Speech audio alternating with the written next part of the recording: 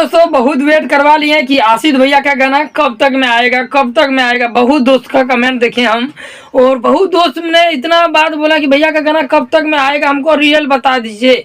तो चलिए दोस्तों, आज इसी के बारे में बातचीत करने वाले हैं।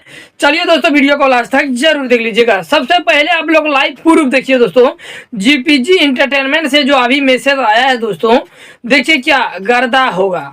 देखिए लिखा है ना, गर्दा होई।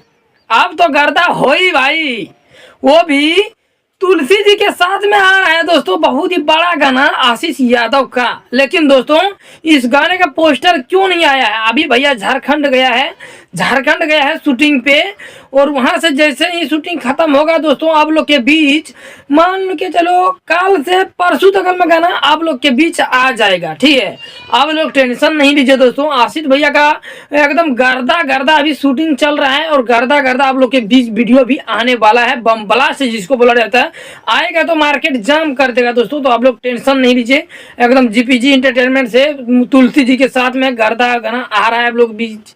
तो आप लोग चैनल को सब्सक्राइब कीजिए, वीडियो को लाइक कीजिए। बहुत ही जल्द आप लोग के बीच आ रहा है आशीष यादव का गाना।